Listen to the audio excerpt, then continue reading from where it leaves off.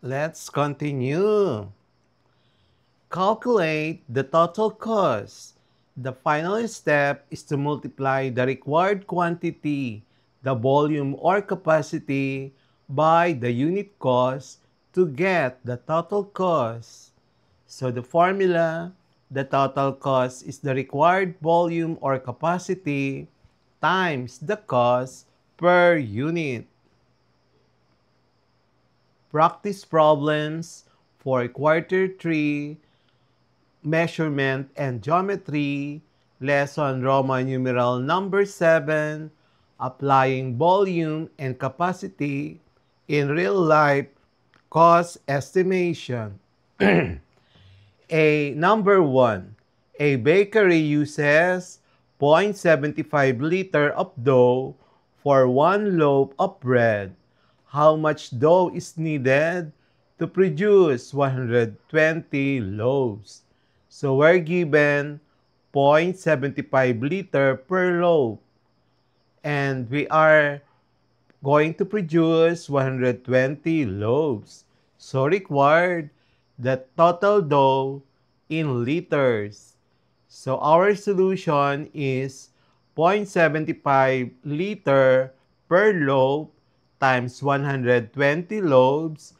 Cancel the loaf or loaves, and then the answer is 90 liter.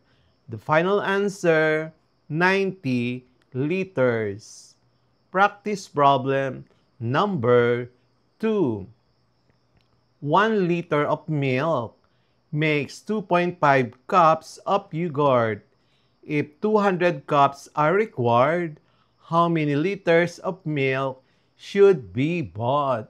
So we're given 1 liter milk makes 2.5 cups of yogurt. So we are required 200 cups. How many liters for 200 cups? And then, so required the liters of yogurt. So,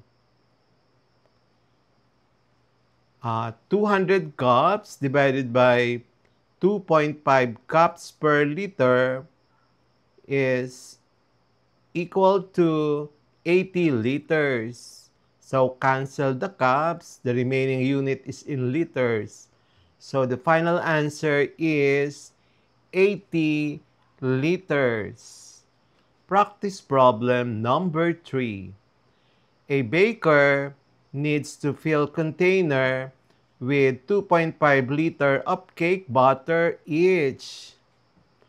If he prepares 50 liter of butter, how many containers can he fill? So we're given containers that hold 2.5 liter each. So prepared 50 liter butter. So required the number of containers needed. So our solution, 50 liters divided by 2.5 liters per container. So cancel the liter, and then the remaining unit is in terms of containers. So the final answer is 20 containers. Practice problem number 4. A jar of peanut butter has a capacity of 350 ml. How many jars are needed to pack 35 liters of peanut butter? So we're given jar capacity 350 ml and the peanut butter total 35 liter. So required the number of jars. So solution, 35 liters times 1,000 ml per liter. So we have 35,000 ml. And then 35,000 ml divided by 350 ml of peanut butter per jar. So cancel the ml, and the remaining unit is in jars. Final answer is 100 jars. Practice problem number 5. 1 kilogram of flour occupies about 1.5 liter 1.5 liter. If 90 ml of flour is required, how many kilograms should be purchased? So we're given 1 kilogram of flour, which is approximately 1.5 liter. So needs 90 liters flour. So required kilograms of flour. So our solution, 90 liters divided by 1.5 liter per kilogram. And cancel the liter, the unit is now in terms of kilograms. So the final answer is 60 kilograms. 60 kilograms of flour should be purchased. Practice problem number 6. A wall measures 4 meters high and 5 meters long. If 1 liter of paint covers 8 meters squared, how many liters are needed for this wall?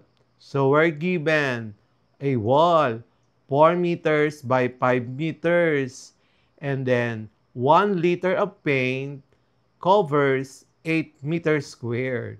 So required the liters of paint. So first, compute for the area. Area is length times the width. So therefore, 4 times 5 is 20 meters squared. And then, 20 meters squared divided by 8 meters squared per liter. Cancel the meters squared. The unit is in liters. So the final answer is 2.5 liters.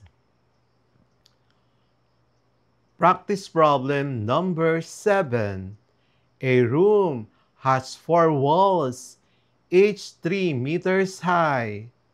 2 walls are 4 meters wide, and 2 walls are 5 meters wide.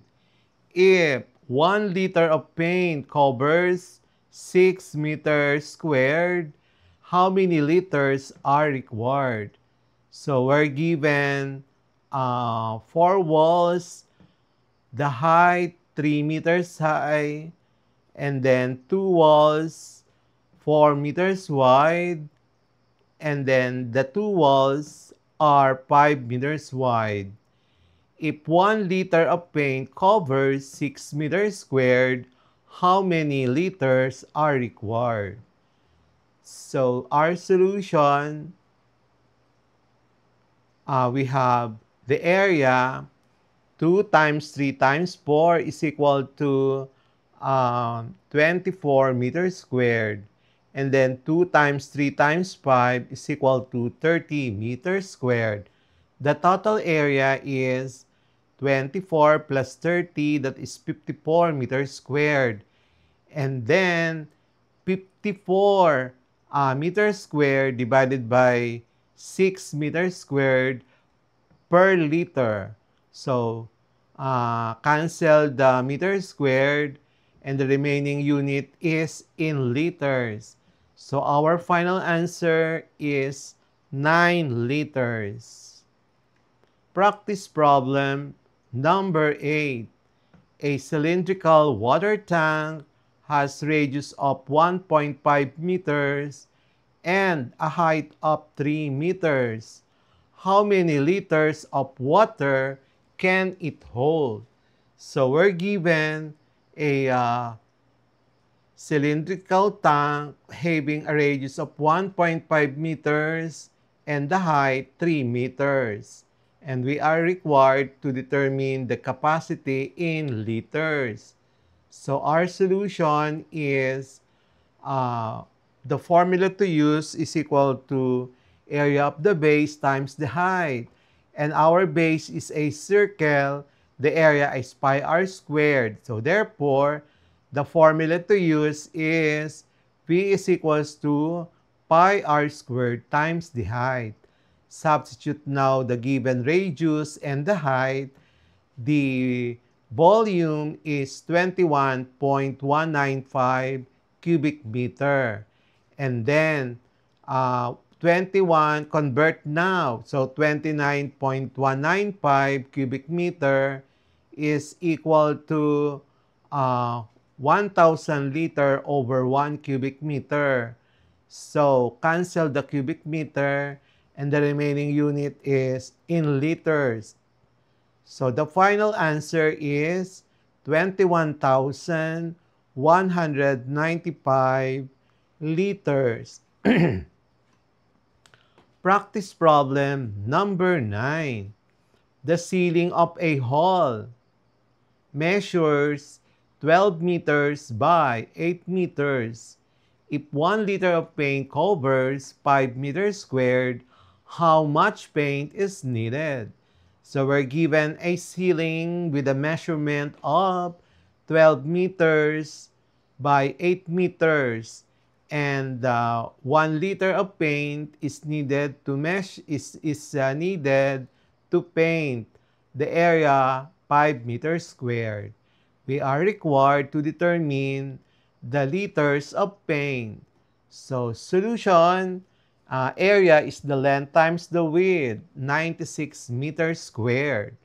12 times 8 is 96 meters squared. And then divide that area by the amount of paint, 5 meters squared is equal to 1 liter of paint. So we have 96 meters squared divided by 5 meters squared over 1 liter. And cancel now the meters squared. The remaining unit is now in liters. So the final answer is 19.2 liters. Practice problem number 10. A swimming pool measures 10 meters long, 6 meters wide, and 1.5 meters deep.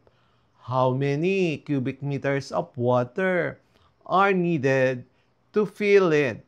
So we're given a pool, 100 meters by 6 meters by 15 meters.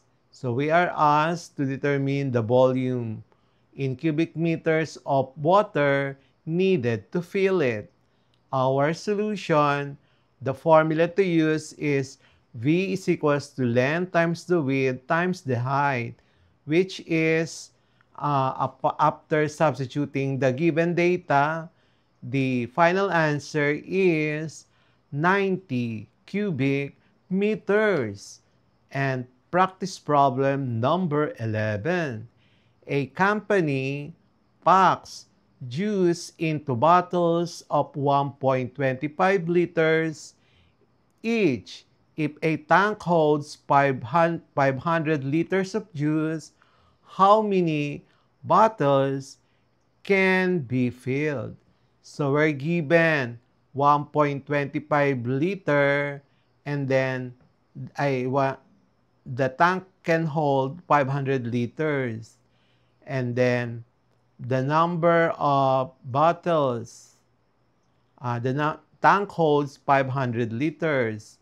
Our solution, we have 500 liters divided by 1.25 liter per bottle. So cancel the liter, and then the remaining unit is bottles. So the final answer is 400 bottles. We will have the next part of this lesson, Quarter 3, Measurement and Geometry, lesson Roman numeral number 7.